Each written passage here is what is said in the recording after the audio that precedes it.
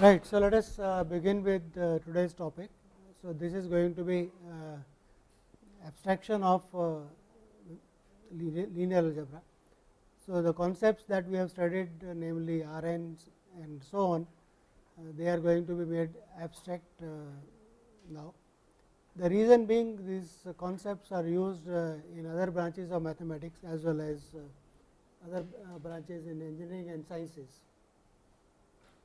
So, let us begin with the structure called vector space. So, the prototype for a vector space is R n. So, where there are vectors, you can add vectors, you can scalar multiply vectors with various properties. So, a vector space V is a non-empty set and will denote by F the real numbers or the complex numbers. So, the set on the set V there are two algebraic operations defined. One is called addition.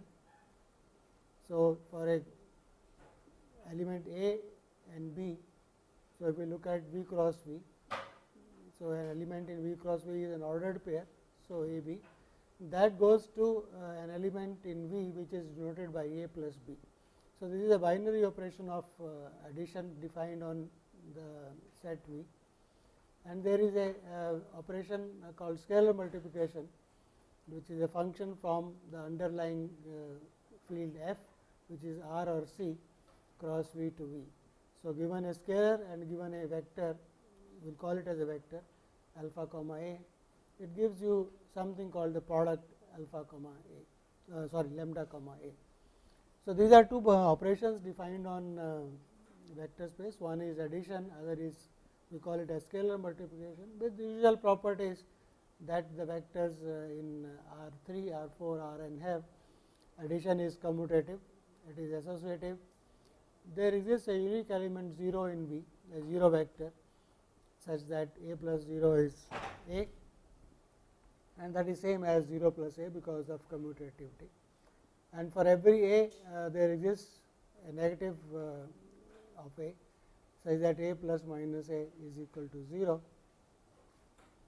And scalar multiplication distributes over addition. So, lambda scalar multiplied A plus B is same as lambda A plus lambda B.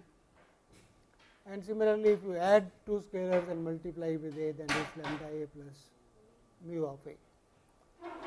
So, this is regarding addition, and here is there is a multiplication of scalars. So, that says lambda multiplied with mu of A is same as lambda mu multiplied first and multiplied with A. So, in normal properties that we know of scalar multiplication in R3.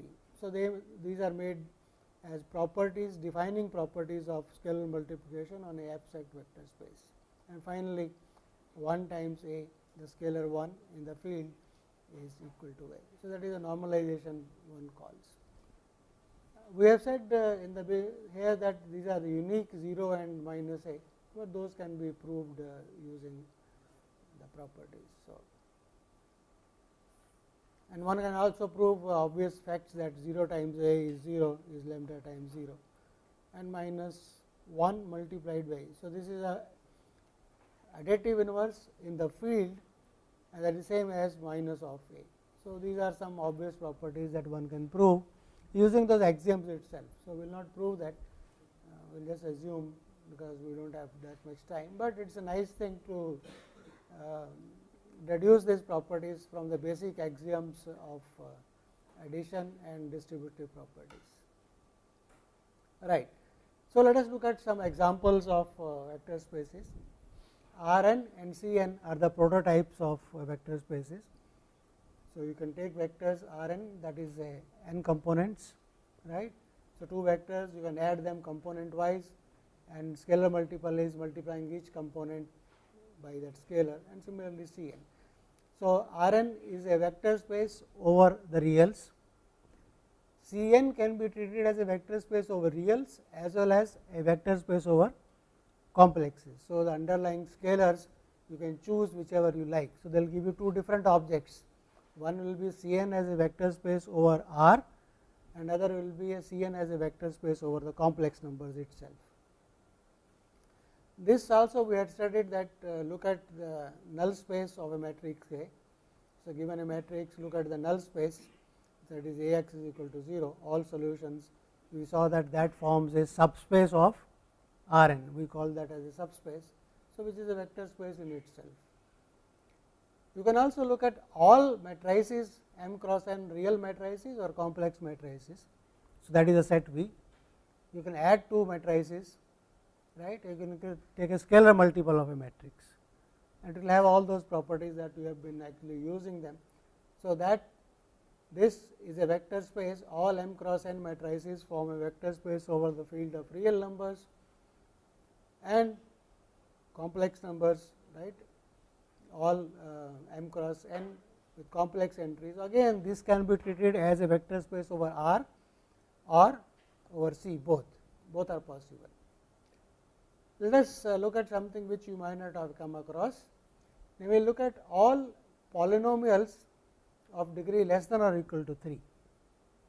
So, look at all polynomials of degree less than or equal to 3 with coefficients being real coefficients, right. So, what does it look like? It is an expression of the form a0 plus a1x plus a2x square plus a3 x cube, right, where x is a variable, right, where a0, a1, a3 are scalars, real scalars.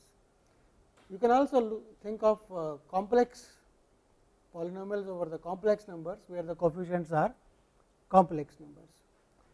Why this forms a vector space? Given two polynomials, right, of degree less than or equal to 3, you can add them.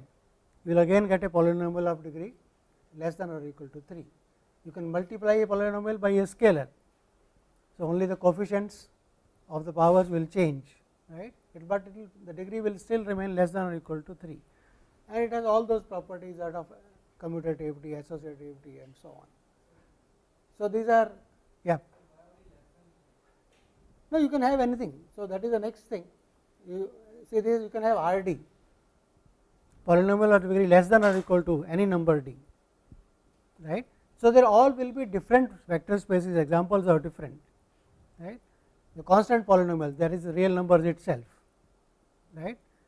R1 is the real number itself, you can have R2 x, right, all linear polynomials, all quadratic, all cubic, right, and so on. So, there all are different vector spaces. Okay. You can also think of all polynomials, all real polynomials, whatever may be the degree, put them all together in a box. So, what is this R x? It is nothing but the union of R n x, where n goes from 1 to infinity. Take any polynomial any degree, so that is an element of R n. So, how do you add them? How do you add a cubic and a polynomial of degree 5?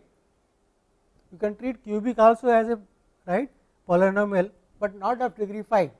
It is a polynomial of degree 3 only, but the coefficient a4 and a5 are 0, right. So, you can treat as a polynomial, right, with x5 coming, but then you can add them. So, basically the idea is given any two polynomials of any degree, different degree, you can add them by adding coefficients of like powers, right. That was what we have been doing all along actually, right. So, that addition becomes commutative, associative and so on. So, that is a space of all real polynomials, or you can also have complex polynomials when the coefficients are complex numbers. So, these are examples. This is something that you will come across in your differential equations course. Look at the solutions of the differential equation y double dash plus y square y equal to 0, or y dash plus q x plus y equal to 0. Look at, so what do you mean the solutions of this equation? You are looking at a function y which satisfy the properties double derivative plus y square y is equal to 0, right. If you have two solutions y1 and y2, and if we add them, that will again be a solution of the same equation, right. If y1 satisfies this, y2 satisfies this, y1 plus y2 also will satisfy the same equation. So, addition is defined, scalar multiple again will define, it is like something like homogeneous, right side is 0. So, that is not going to change, right. So, this is normally this one calls the homogeneous differential equation, but we will study these things in differential equations or solutions of this type. So, this is a second degree differential equation, this is what is called a first degree differential equation. So, if you have already done a course in differential equations, you might have already come across, if not, when you do it you will come across these things. You can also look at this in the vector form. So, this is a vector, that means it is y1t and y2t, these are the two components of this, and you can have satisfying the equation y dot dot. What is y dot dot? So, that is equal to second derivative of y1 and second derivative of y2. So, that is notation for that is equal to ay. So, solutions of this also will form a vector space. So, that is one of the reasons why these vector spaces are important, abstract vector spaces, because they find applications in study of differential equations. So, these are some of the examples. So, let us go a step further. What did we do in when we had subspaces of Rn? We started looking at, given a subset of vectors, we started looking at linear combinations of them, we started looking at generating a subspace with them, then started looking at when is a minimal set of generators, right, we call that as a basis and so on. So, same things are possible here in abstract vector spaces also, but before that let us just look at if we look at all real matrices with entry bigger than or equal to 0, does this form a vector space under addition of matrices? Look at all real matrices m cross n, okay, such that all the entries are bigger than or equal to 0. Do you think this forms a vector space? Of course, if we add, you will get again a matrix of the same type, but if you multiply by a scalar, you may not all get a matrix of the same type. If scalar is a -1, if all entries are positive, when you multiply by -1, you get all entries negative, right. So, that will not be an element. So, scalar multiplication, the usual scalar multiplication does not work, maybe some other scalar multiplication you can define. So, that says that in a for a vector space, it is a set which is important. It is important also what is the operation of addition defined on it, what is the operation of scalar multiplication defined on it, right. It should have all those properties, and whether it is over real numbers or it is over complex. So, you can think it as 4 things in a vector space: a set, addition, scalar multiplication and the underlying scalars. All these 4 put together characterize a vector space. If any one of these changes, then you will get a different example of a vector space. Okay. For example, look at solutions of this x y dash plus y equal to 3 x square. If I take y1 and y2 to be solutions of this differential equation, that means what? That means x y1 dash plus y1 is equal to 3 x square, and y2 is another solution. So, x y2 dash plus y2 is equal to. So, can I say y1 plus y2 also satisfies this? Because if I put y1 and y2, of course, this will give you 2 derivatives, this will give you y1 plus y2, but right hand side you will get, you will not get 3 x square. When you add those two equations, you will get 6 x square, right. So, it was only when it was 0, it became a right vector space. So, this is not. So, the usual addition of functions and scalar multiplication will not give this as a vector space, right. Similarly, of y dash plus y square. So, these are something which are non-linear. So, this is non-homogeneous because right hand side is not 0, and here it is y square coming. So, it is non-linear part coming, right. So, that is why they do not give a subspace. So, study of non-linear differential equation and non-homogeneous differential equation will be a part of your course on differential equations. Right. So, let us define the concept of a subspace. Given a vector space and given a subset, right, we can think of treating subset itself as a vector space, but that is possible only when given 2 elements of the subspace you add, you again get an element of that subset, right, and scalar multiple also should be part of it. So, a subset is called a subspace if given 2 elements W1 and W2 and 2 scalars. If you take a linear combination of that, that should be again inside the same set, right. So, that that means a subset which is closed under linear operations of addition and scalar multiplication can be treated as a vector space in its own right. So, we call that as a subspace, right, with the same addition and scalar multiplication taken from the original one. Okay. So, for example, okay. So, let us look at all polynomials. We had a vector space of all polynomials. Look at polynomials of degree less than or equal to 5, that is a subset of the space of all polynomials. And if I take any two polynomials of degree less than or equal to 5 and add, I again get a polynomial of degree less than or equal to 5. A scalar multiple again has the same property. If it is a polynomial of degree less than or equal to 5, scalar multiple again is. So, you can treat polynomials of degree less than or equal to 5 as a subspace of the vector space of all polynomials. So, each polynomial of any degree, say less than or equal to n, right, can be treated as a subspace of all polynomials. Quadratics can be thought of, right, as polynomials of degree less than or equal to 2 as a subspace of cubics, polynomial less than or equal to 3, right, that is also possible. So, all these are subspaces. So, now question is how do we define describe a vector space. So, let us look at what is called linear combinations. So, once addition is there, scalar multiplication is there, given elements V 1, V 2, V k and given scalars C 1, C 2, C k, you can form this new element, right. So, this is called a linear combination of the vectors V 1, V 2, V k.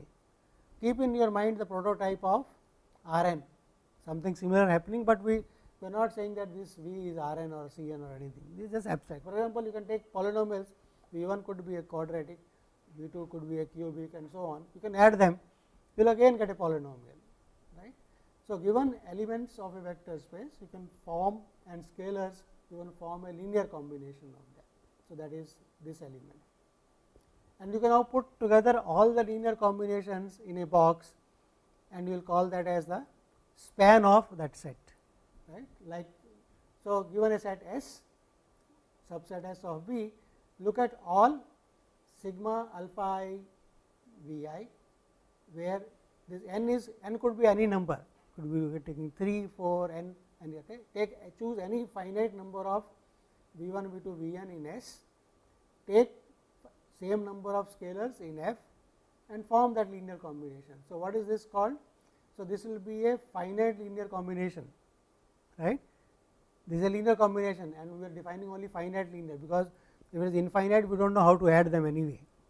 In a vector space you cannot, there is no concept of adding infinite number of them, right, only finite number is possible, because you can add again and again till a finite state. So, look at all linear combinations of elements of S, okay, where n is varying, alpha i's are varying and v i's are varying. So, all possible linear combinations, call that as the square bracket S. One can show easily that if you take two linear combinations, then sum is again a linear combination, scalar multiplication is again a linear combination. So, this is a subspace and this is called the subspace generated by S, right. So, given a set S in a vector space, what is the subspace generated by it? Is a set of all possible finite linear combinations of elements of S, right, that is called the subspace generated. So, here comes if S itself is a finite set, say that the space generated by S is V, we say it is a finitely generated vector space.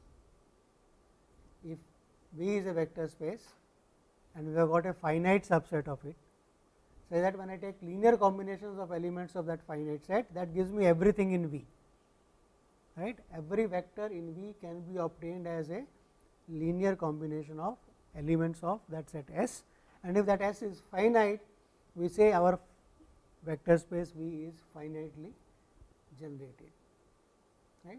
Finite number of elements of V give everything via linear combinations. If it is not, then we say it is non finitely generated vector space. that is where abstract vector spaces will start differing from your R n and subspaces of R n. So, let us look at some examples of this. R n and C n, are they finitely generated? Yes, we know that standard basis is there 1 0 0 0 1 0, right. That is the standard basis for R n, similarly for C n. Null space, that is actually a subspace of R n. So, that is also finitely generated, and actually that became an important thing in our solving system of linear equations, how to find a basis for n of a. What is the dimension of n of a? We call that as a nullity, and finding a basis for n of a, right. That is a solution space of the homogeneous system. All matrices, do you think all matrices form a, is finitely generated? That means what? Every matrix M cross n can be obtained as a linear combination of some finite number of matrices. Let us look 2 by 2, for example, A, B, C, D, right. I can write this as, take the first element as A, all remaining 3 as 0.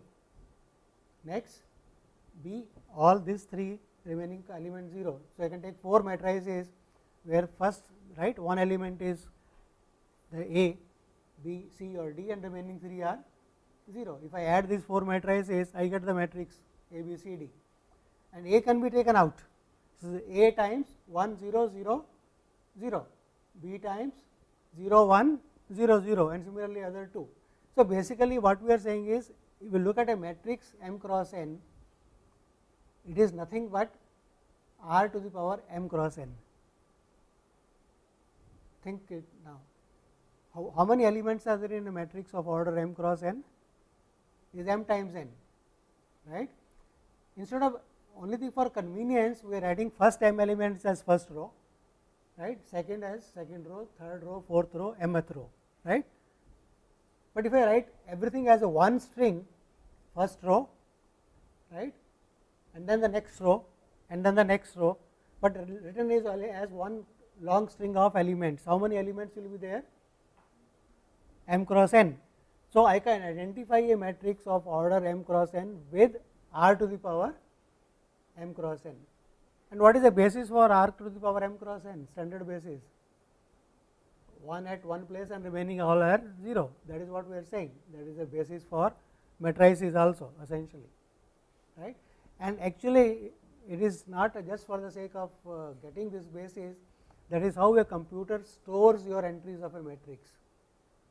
Computer does not know what is a row, what is a column, right. A machine only knows a string of elements that you are giving to store. You say 5 as the first element. So, it has binary way of storing. So, it will store 5, next element, next element, next. When your one row is over, you have to give some command to say that now you are starting a new counting, right. That is possible in a computer. So, first n elements is first row, next n is second row, next n is third row, and so on. So, that is how a computer stores the data in it, right. So, that is the way we are saying we can find a basis for M matrices of order M cross n also.